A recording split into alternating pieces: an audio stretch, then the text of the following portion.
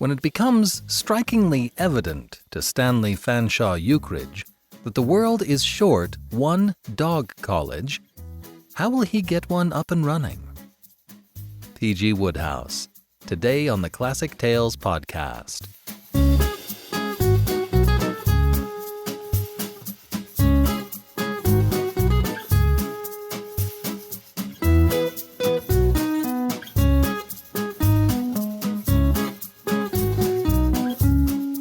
Welcome to the Classic Tales podcast. Thank you for listening.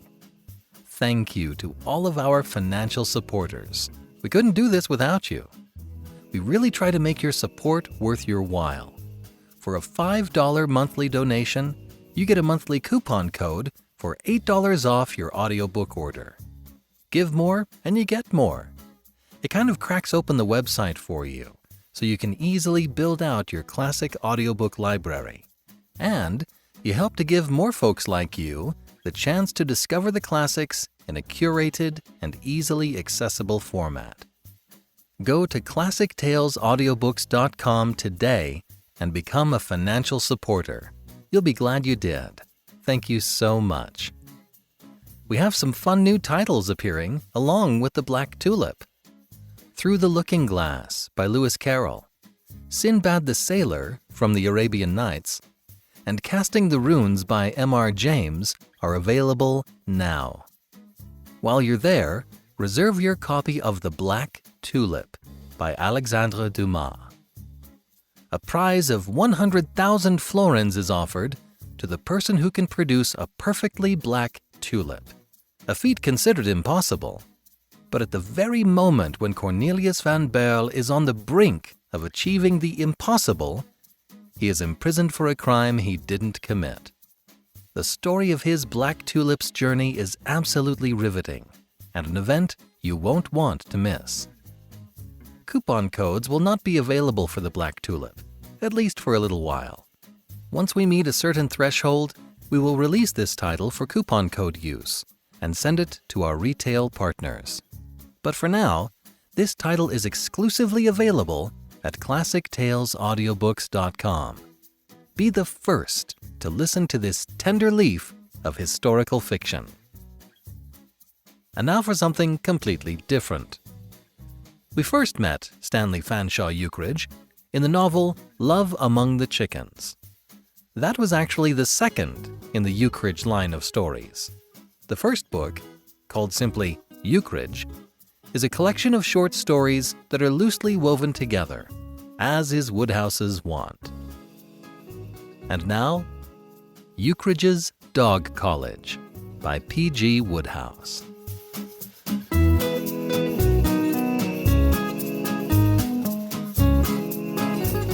"Laddie," said Stanley Featherstonehaugh Ukridge, that much-enduring man, helping himself to my tobacco and slipping the pouch absently into his pocket. "Listen to me, you son of Belial." "What?" I said, retrieving the pouch. "Do you want to make an enormous fortune?" "I do."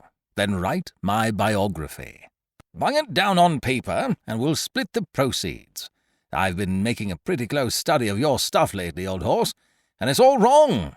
The trouble with you is that you don't plumb the well springs of human nature and all that. You just think up some rotten yarn about some damn thing or other and shove it down. Now, if you tackled my life, you'd have something worth writing about. Pots of money in it, my boy. English serial rights and American serial rights and book rights and dramatic rights and movie rights. Well, you can take it from me that as a conservative estimate, we should clean up at least £50,000 apiece." "As much as that?" "Fully that. And listen, laddie, I'll tell you what. You're a good chap, and we've been pals for years, so I'll let you have my share of the English serial rights for £100 down." "What makes you think I've got £100? "Well, then, I'll make it my share of the English and American serial rights for 50. "Your collar's come off its stud." "How about my complete share of the whole dashed outfit for 25? "Not for me, thanks." "Then I'll tell you what, old horse," said Eucridge, inspired. "Just lend me half a crown to be going on with." If the leading incidents of S.F. Eucridge's disreputable career are to be given to the public, and not, as some might suggest, decently hushed up, I suppose I am the man to write them. Eucridge and I have been intimate since the days of school. Together we sported on the green, and when he was expelled, no one missed him more than I. An unfortunate business, this expulsion. Eucridge's generous spirit, ever ill-attuned to school rules, caused him eventually to break the solemnest of them all by sneaking out at night to try his skill at the coconut shees of the local village fair, and his foresight in putting on scarlet whiskers and a false nose for the expedition was completely neutralized by the fact that he absent-mindedly wore his school cap throughout the entire proceedings. He left the next morning, regretted by all. After this there was a hiatus of some years in our friendship. I was at Cambridge, absorbing culture, and Eucridge, as far as I could gather from his rare letters and the reports of mutual acquaintances, flitting about the world like a snipe. Somebody met him in New York, just off a cattle ship. Somebody else saw him in Buenos Aires. Somebody again spoke sadly of having been pounced on him at Monte Carlo and touched for a fiver. It was not until I settled down in London that he came back into my life. We met in Piccadilly one day, and resumed our relations where they had been broken off. Old associations are strong, and the fact that he was about my build, and so could wear my socks and shirts, drew us very close together. Then he disappeared again, and it was a month or more before I got news of him. It was George Tupper who brought the news. George was head of the school in my last year, and he has fulfilled exactly the impeccable promise of those early days. He is in the Foreign Office, doing well and much respected. He has an earnest, pulpy heart, and takes other people's troubles very seriously. Often he had mourned to me like a father over Eucridge's erratic progress through life, and now, as he spoke, he seemed to be filled with a solemn joy, as over a reformed prodigal. "Have you heard about Eucridge?" said George Tupper. "He has settled down at last. Gone to live with an aunt of his who owns one of those big houses on Wimbledon Common. A very rich woman. I am delighted. It'll be the making of the old chap." I suppose he was right in a way, but to me this tame subsidence into companionship with a rich aunt in Wimbledon seemed somehow an indecent, almost a tragic end to a colourful career like that of S.F. Ukridge, and when I met the man a week later my heart grew heavier still.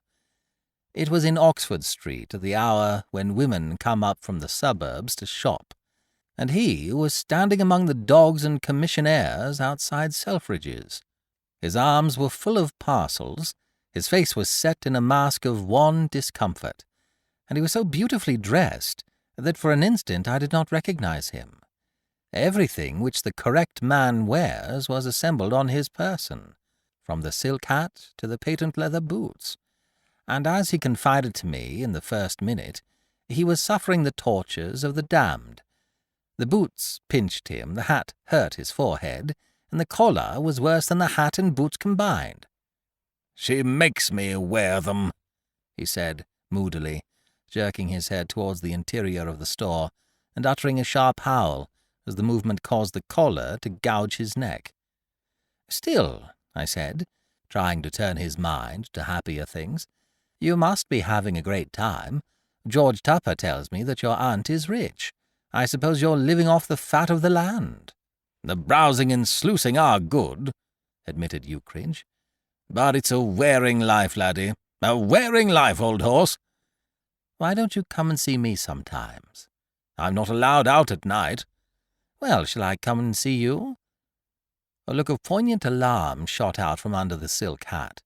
"Don't dream of it, laddie," said Eucridge earnestly. "Don't dream of it. You're a good chap, my best pal and all that sort of thing, but the fact is, my standing in the home's none too solid even now, and one sight of you would knock my prestige into hash. Aunt Julia would think you worldly." "I'm not worldly," Well, you look worldly. You wear a squash hat and a soft collar. If you don't mind my suggesting it, old horse, I think if I were you, I'd pop off now before she comes out. Goodbye, laddie." "Ichabod," I murmured sadly to myself as I passed on down Oxford Street. "Ichabod.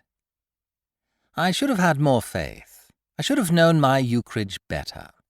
I should have realized that a London suburb could no more imprison that great man permanently than Elba did Napoleon. One afternoon, as I let myself into the house in Ebury Street, of which I rented at that time, the bedroom and sitting-room on the first floor, I came upon Bowles, my landlord, standing in listening attitude at the foot of the stairs. "Good afternoon, sir," said Bowles. "A gentleman is waiting to see you. I fancy I heard him calling me a moment ago." "Who is he?" "A Mr. Eucridge, sir. He—" A vast voice boomed out from above. "Bowles, old horse!" Bowles, like all other proprietors of furnished apartments in the south-western district of London, was an ex-butler, and about him, as about all ex-butlers, there clung like a garment an aura of dignified superiority which had never failed to crush my spirit. He was a man of portly aspect, with a bald head and prominent eyes of a lightish green, eyes that seemed to weigh me dispassionately and find me wanting. They seemed to say. Young, very young, and not at all what I have been accustomed to in the best places. To hear this dignitary addressed, and in a shout at that, as old horse, affected me with much the same sense of imminent chaos as would afflict a devout young curate if he saw his bishop slapped on the back. The shock, therefore, when he responded not merely mildly, but with what almost amounted to camaraderie, was numbing. "Sir?" cooed Bowles. "Bring me 6 bones and a corkscrew." "Very good, sir." Bowles retired, and I bounded upstairs and flung open the door of my sitting-room. "Great Scott!" I said blankly. The place was a sea of Pekingese dogs. Later investigation reduced their numbers to 6, but in that first moment there seemed to be hundreds. Goggling eyes met mine wherever I looked. The room was a forest of waving tails. With his back against the mantelpiece, smoking placidly, stood Eucridge. "Hello, laddie," he said, with a genial wave of the hand, as if to make me free of the place. "You're just in time. I've got to dash off and catch a train in a quarter of an hour. Stop it, you mutts!" he bellowed, and the 6 Pekingese, who had been barking steadily since my arrival, stopped in mid-yap and were still. Eucridge's personality seemed to exercise a magnetism over the animal kingdom, from ex-butlers to peaks, which bordered on the uncanny. "I'm off to Sheep's Cray in Kent, taking a cottage there." "Are you going to live there?" "Yes." "But what about your aunt?" "Oh, I've left her. Life is stern and life is earnest, and if I mean to make a fortune, I've got to bustle about and not stay cooped up in a place like Wimbledon." "Something in that." "Besides which, she told me the very sight of me made her sick, and she never wanted to see me again." I might have guessed directly I saw him that some upheaval had taken place. The sumptuous raiment which had made him such a treat to the eye at our last meeting was gone, and he was back in his pre-Wimbledon costume, which was, as the advertisements say, distinctively individual. Over grey flannel trousers, a golf coat, and a brown sweater he wore like a royal robe in bright yellow mackintosh. His collar had broken free from its stud and showed a couple of inches of bare neck. His hair was disordered, and his masterful nose was topped by a pair of steel-rimmed pince-nez, cunningly attached to his flapping ears with ginger-beer wire. His whole appearance spelled revolt. Bowles manifested himself with a plateful of bones. "That's right. Chuck 'em down on the floor." "Very good, sir." "I like that fellow," said Eucridge as the door closed. "We had a dashed interesting talk before you came in. Did you know he had a cousin on the music halls?" "He hasn't confided in me much." He's promised me an introduction to him later on. May be useful to be in touch with a man who knows the ropes. You see, laddie, I've hit on the most amazing scheme." He swept his arm round dramatically, overturning a plaster cast of the infant Samuel at prayer. All right, you can mend it with glue or something. And anyway, you're probably better without it. Yes, sir, I've hit on a great scheme. The idea of 1,000 years. What's that? I'm going to train dogs. Train dogs? For the music hall stage. Dog acts, you know. Performing dogs. Pots of money in it. I start in a modest way with these 6. When I've taught 'em a few tricks, I sell 'em to a fellow in the profession for a large sum and buy 12 more. I train those, sell 'em for a large sum, and with the money buy 24 more. I train those— Here, wait a minute. My head was beginning to swim.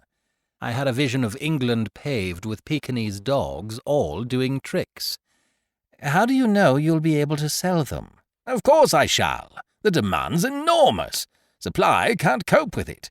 At a conservative estimate, I should think I ought to scoop in £4,000 or £5,000 the first year. That, of course, is before the business really starts to expand. I see. When I get going properly, with a dozen assistants under me, and an organised establishment, I shall begin to touch the big money. What I'm aiming at is a sort of dog's college out in the country somewhere. Big place with a lot of ground, regular classes and a set curriculum.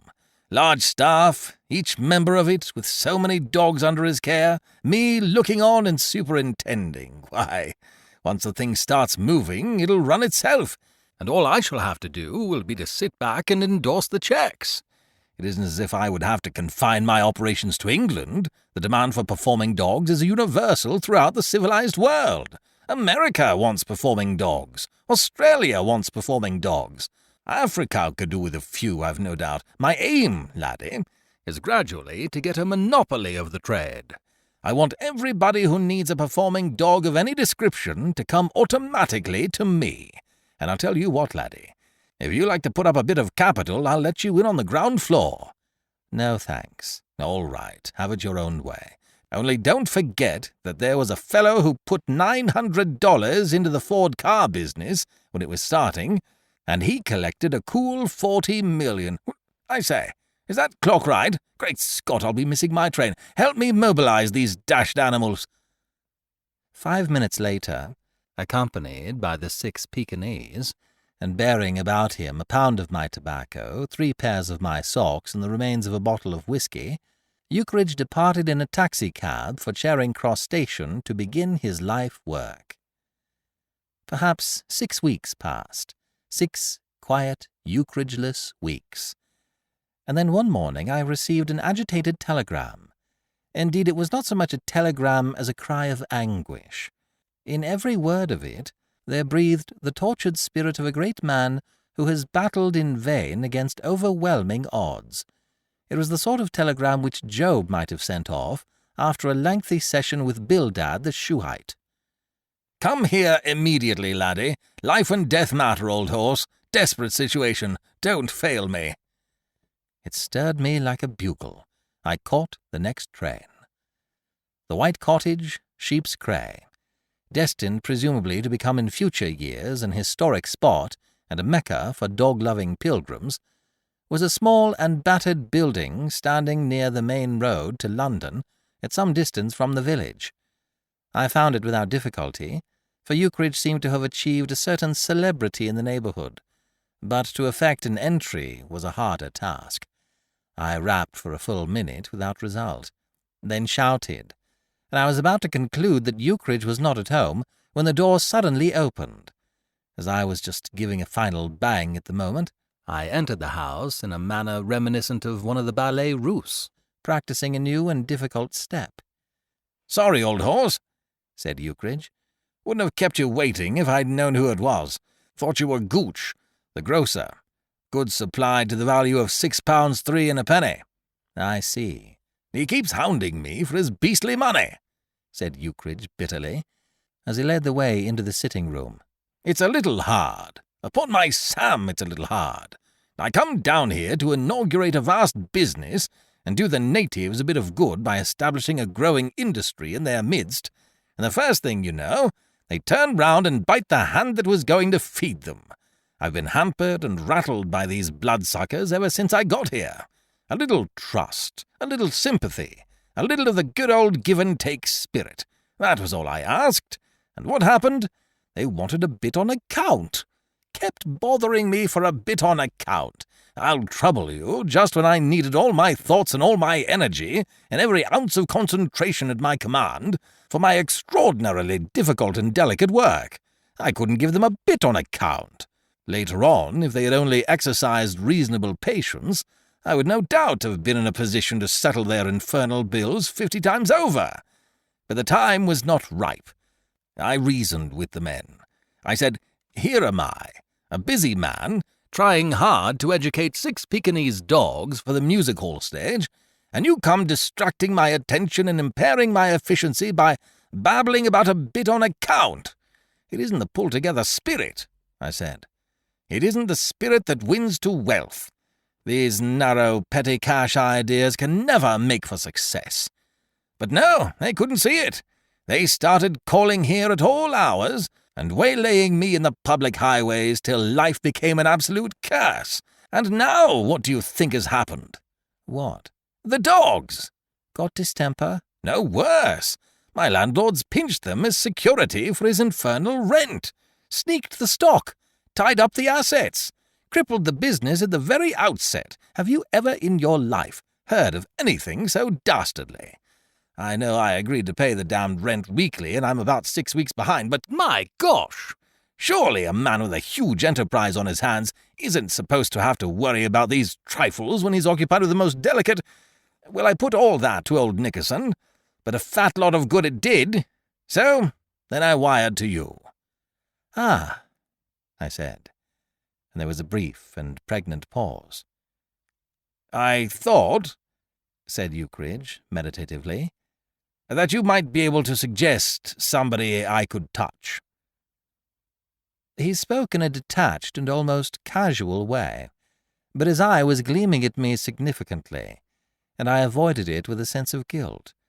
My finances at the moment were in their customary unsettled condition, rather more so, in fact, than usual, owing to unsatisfactory speculations at Kempton Park on the previous Saturday. And it seemed to me that if ever there was a time for passing the buck, this was it. I mused tensely. It was an occasion for quick thinking. "George Tupper," I cried, on the crest of a brainwave. "George Tupper?"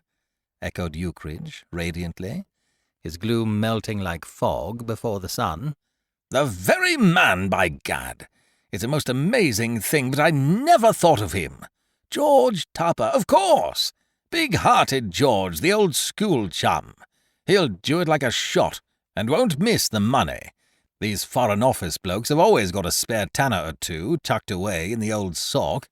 They pinch it out of the public funds. Rush back to town, laddie, with all speed, get hold of Tuppy, lush him up, and bite his ear for 20 quid. Now is the time for all good men to come to the aid of the party." I had been convinced that George Tupper would not fail us, nor did he. He parted without a murmur, even with enthusiasm. The consignment was one that might have been made to order for him. As a boy, George used to write sentimental poetry for the school magazine, and now he is the sort of man who is always starting subscription lists and getting up memorials and presentations. He listened to my story with a serious official air which these Foreign Office fellows put on when they are deciding whether to declare war on Switzerland or send a firm note to San Marino, and was reaching for his checkbook before I had been speaking 2 minutes. Eucridge's sad case seemed to move him deeply. "Too bad," said George. "So he is training dogs, is he? Well, it seems very unfair that, if he has at last settled down to real work, he should be hampered by financial difficulties at the outset. We ought to do something practical for him. After all, a loan of £20 cannot relieve the situation permanently." "I think you're a bit optimistic if you're looking on it as a loan. What Eucridge needs is capital." "He thinks that too, so does Gooch, the grocer." "Capital," repeated George Tupper, firmly, as if he were reasoning with the plenipotentiary of some great power. "Every venture requires capital at first." He frowned thoughtfully. "Where can we obtain capital for Eucridge?" "Rob a bank." George Tupper's face cleared. "I have it," he said. "I will go straight over to Wimbledon tonight and approach his aunt." "Aren't you forgetting that Eucridge is about as popular with her as a cold Welsh rabbit?" "There may be a temporary estrangement, but if I tell her the facts and impress upon her that Eucridge is really making a genuine effort to earn a living—" "Well, try it if you like, but she will probably set the parrot on to you." "It will have to be done diplomatically, of course. It might be as well if you did not tell Eucridge what I propose to do. I do not wish to arouse hopes which may not be fulfilled." A blaze of yellow on the platform of Sheep's Cray station next morning informed me that Eucridge had come to meet my train. The sun poured down from a cloudless sky, but it took more than sunshine to make Stanley Fanshawe Ukridge discard his mackintosh. He looked like an animated blob of mustard. When the train rolled in, he was standing in solitary grandeur, trying to light his pipe. But as I got out, I perceived that he had been joined by a sad-looking man, who, from the rapid and earnest manner in which he talked and the vehemence of his gesticulations, appeared to be ventilating some theme on which he felt deeply. Eucridge was looking warm and harassed, and as I approached, I could hear his voice booming in reply. "My dear sir, my dear old horse, do be reasonable. Do try to cultivate the big, broad, flexible outlook." He saw me and broke away, not unwillingly, and gripping my arm drew me off along the platform. The sad-looking man followed irresolutely. "Have you got the stuff, laddie?" inquired Eucridge in a tense whisper. "Have you got it?" "Yes, here it is." Put it back," moaned Eucridge in agony, as I felt in my pocket. "Do you know who that was I was talking to? Gooch, the grocer." "Good supply to the value of £6 3 and a penny?" "Absolutely." "Well, now's your chance. Fling him a purse of gold. That'll make him look silly." "My dear old horse, I can't afford to go about the place squandering my cash, simply in order to make grocers look silly. That money is earmarked for Nickerson, my landlord." "Oh, I say, I think the £6 3 and a penny bird is following us." "Then for goodness sake, laddie, let's get a move on. If that man knew we had 20 quid on us, our lives wouldn't be safe. He'd make one spring." He hurried me out of the station and led the way up a shady lane that wound off through the fields, slinking furtively, like one that on a lonesome road doth walk in fear and dread, and having once looked back, walks on and turns no more his head, because he knows a frightful fiend doth close behind him tread. As a matter of fact, the frightful fiend had given up the pursuit after the first few steps, and a moment later I drew this fact to Eucridge's attention, for it was not the sort of day on which to break walking records unnecessarily. He halted, relieved, and mopped his spacious brow with a handkerchief which I recognized as having once been my property. "Thank goodness we've shaken him off," he said. "Not a bad chap in his way, I believe. A good husband and father, I'm told, and sings in the church choir. But no vision. That's what he lacks, old horse. Vision. He can't understand that all vast industrial enterprises have been built up on a system of liberal and cheerful credit. Won't realize that credit is the lifeblood of commerce. Without credit, commerce has no elasticity. And if commerce has no elasticity, what damn good is it?" "I don't know." "Nor does anybody else. Well, now that he's gone, you can give me that money. Did old Tuppy cough up cheerfully?" "Blithely." "I knew it," said Eucridge, deeply moved. "I knew it. A good fellow, one of the best. I've always liked Tuppy, a man you can rely on. Some day, when I get going on a big scale, he shall have this back 1,000-fold. I'm glad you brought small notes." "Why?" "I want to scatter 'em about on the table in front of this Nickerson blighter." "Is this where he lives?" We had come to a red-roofed house, set back from the road amidst trees. Eucridge wielded the knocker forcefully. "Tell Mr. Nickerson," he said to the maid, "that Mr. Eucridge is called and would like a word." About the demeanour of the man who presently entered the room into which we had been shown, there was the subtle but well-marked something which stamps your creditor all the world over. Mr. Nickerson was a man of medium height, almost completely surrounded by whiskers, and through the shrubbery he gazed at Eucridge with frozen eyes, shooting out waves of deleterious animal magnetism. You could see at a glance that he was not fond of Eucridge. Take him for all in all, Mr. Nickerson looked like one of the less amiable prophets of the Old Testament, about to interview the captive monarch of the Amalekites. "Well?" he said, and I have never heard the word spoken in a more forbidding manner. "I've come about the rent." "Ah," said Mr. Nickerson, guardedly. "To pay it," said Eucridge. "To pay it?" ejaculated Mr. Nickerson incredulously. "Here," said Eucridge, and with a superb gesture flung money on the table. I understood now why the massive-minded man had wanted small notes. They made a brave display.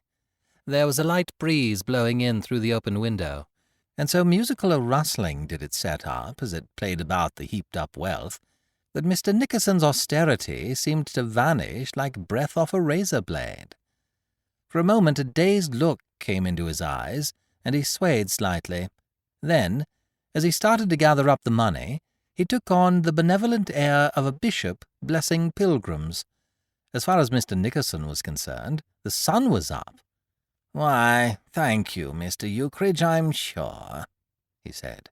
"Thank you very much. No hard feelings, I trust?" "Not on my side, old horse," responded Eucridge affably. "Business is business." "Exactly." "Well, I may as well take those dogs now," said Eucridge, helping himself to a cigar from a box which he had just discovered on the mantelpiece, and putting a couple more in his pocket in the friendliest way. "The sooner they're back with me, the better. They've lost a day's education as it is." "Why, certainly, Mr. Eucridge, certainly. They are in the shed at the bottom of the garden. I will get them for you at once." He retreated through the door, babbling ingratiatingly. "Amazing how fond these blokes are of money," sighed Eucridge. "It's a thing I don't like to see. Sordid, I call it. That blighter's eyes were gleaming, positively gleaming, laddie, as he scooped up the stuff. Good cigars, these," he added, pocketing 3 more. There was a faltering footstep outside, and Mr. Nickerson re-entered the room. The man appeared to have something on his mind. A glassy look was in his whisker-bordered eyes, and his mouth, though it was not easy to see it through the jungle, seemed to me to be sagging mournfully. He resembled a minor prophet who has been hit behind the ear with a stuffed eel skin. "Mr. Eucridge! Hello! The little dogs!" "Well?" "The little dogs! What about them?" "They have gone!" "Gone? Run away!" "Run away? How the devil could they run away?" "There seems to have been a loose board at the back of this shed. The little dogs must have wriggled through. There is no trace of them to be found." Eucridge flung up his arms despairingly. He swelled like a captive balloon.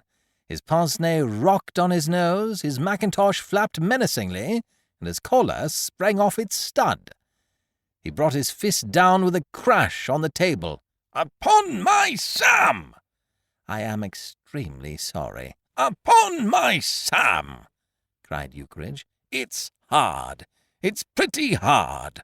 I come down here to inaugurate a great business which would eventually have brought trade and prosperity to the whole neighbourhood, and I have hardly had time to turn round and attend to the preliminary details of the enterprise when this man comes and sneaks my dogs, and now he tells me with a light laugh—" "Mr. Eucridge, I assure you—" "Tells me with a light laugh that they've gone! Gone! Gone where? Why, dash it, they may be all over the county. The fat chance I've got of ever seeing them again. 6 valuable Pekingese, already educated practically to the stage, where they could have been sold at an enormous profit." Mr. Nickerson was fumbling guiltily, and now he produced from his pocket a crumpled wad of notes, which he thrust agitatedly upon Eucridge, who waved them away with loathing. "This gentleman," boomed Eucridge, indicating me with a sweeping gesture, "happens to be a lawyer. It is extremely lucky that he chanced to come down today to pay me a visit. Have you followed the proceedings closely?"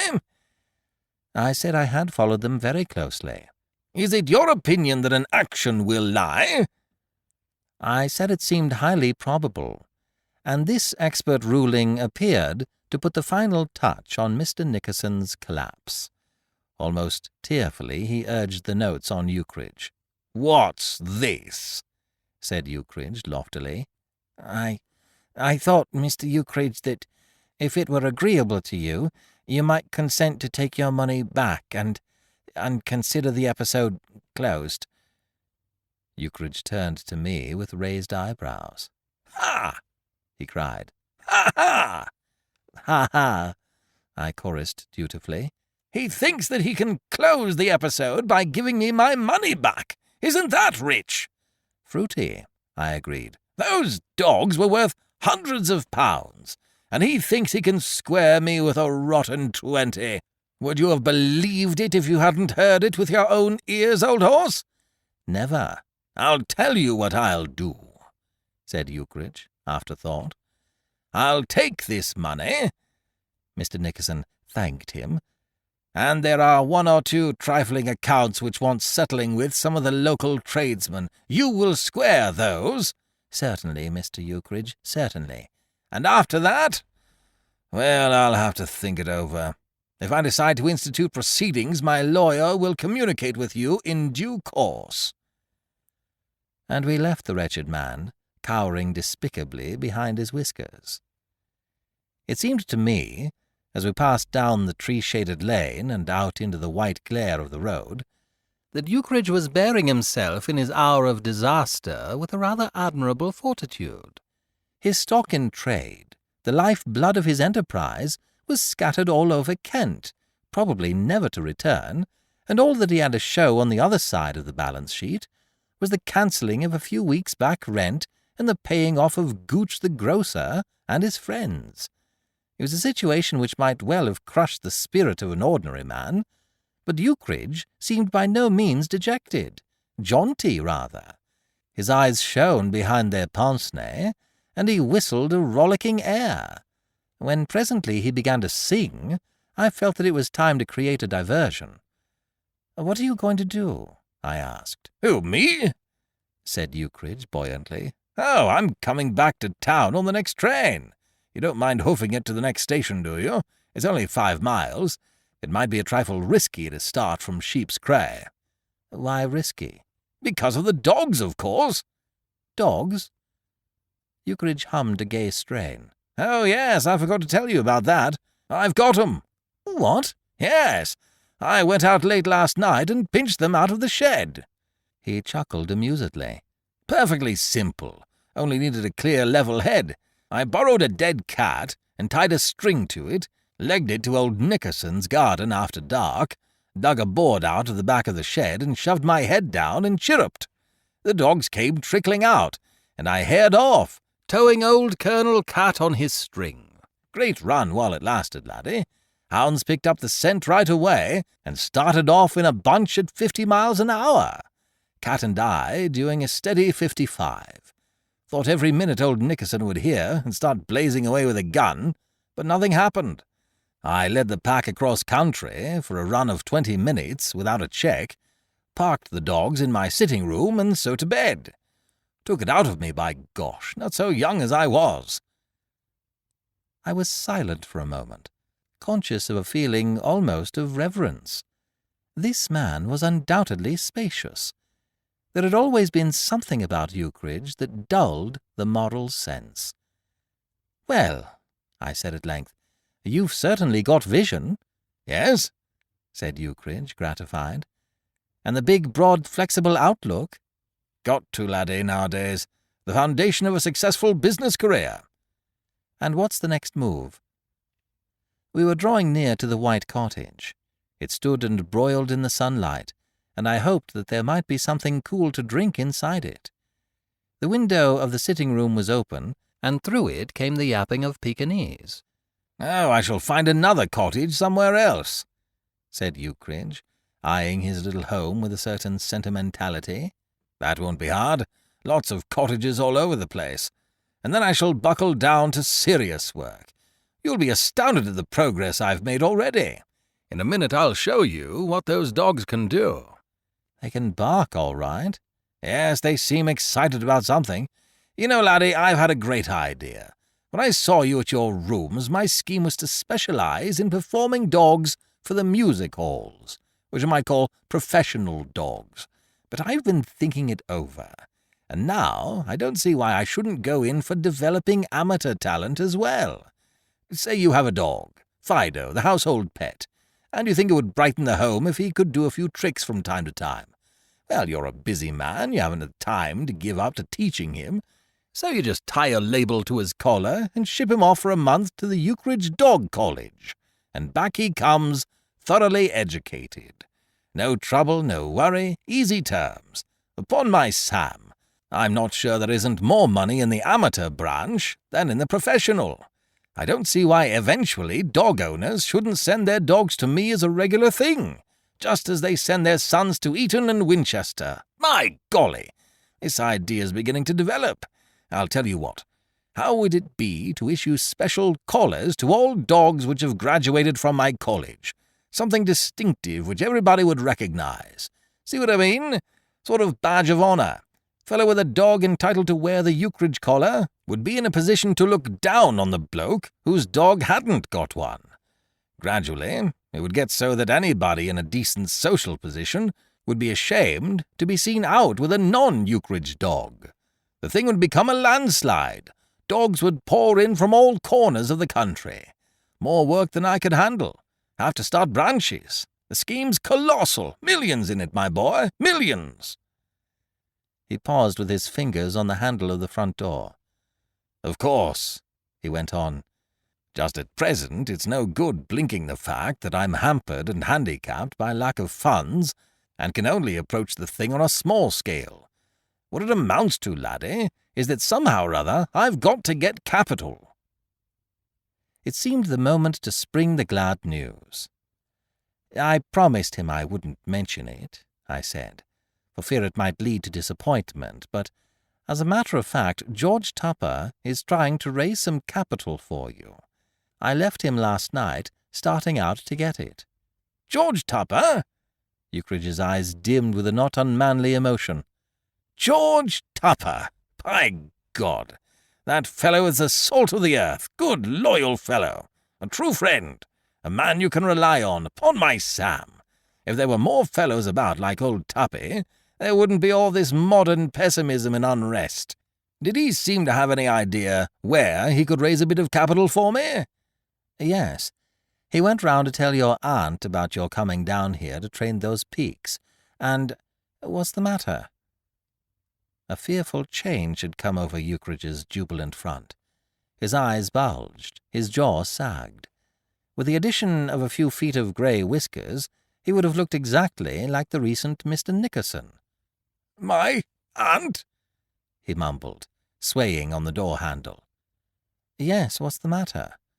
He thought if he told her all about it, she might relent and rally round.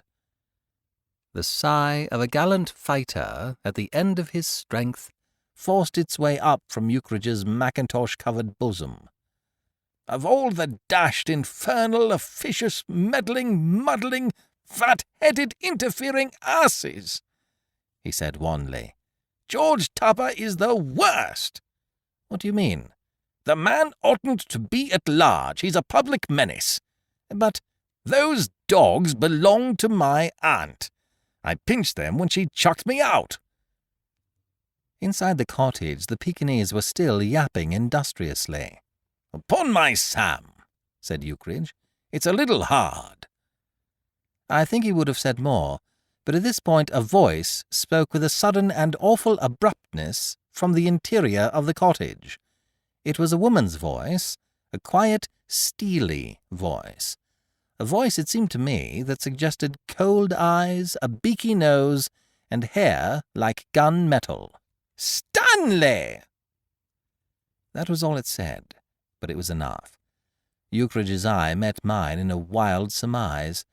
He seemed to shrink into his mackintosh like a snail surprised while eating lettuce. Stanley!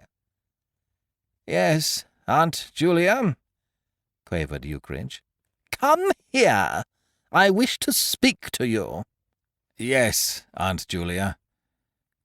I sidled out into the road. Inside the cottage, the yapping of the Pekingese had become quite hysterical. I found myself trotting, and then, though it was a warm day, running quite rapidly. I could have stayed if I had wanted to, but somehow I did not want to. Something seemed to tell me that on this holy domestic scene I should be an intruder. What it was that gave me that impression I do not know. Probably vision, or the big, broad, flexible outlook.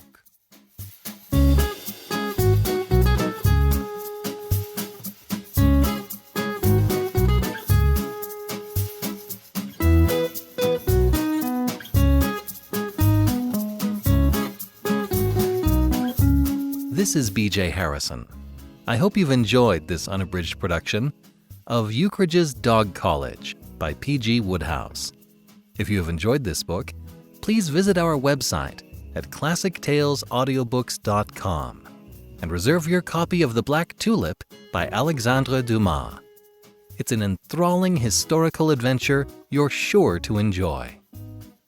Thank you for joining me today and allowing classic literature to awaken your better self. Please join me every week, and we'll rediscover the greatest stories ever put to paper.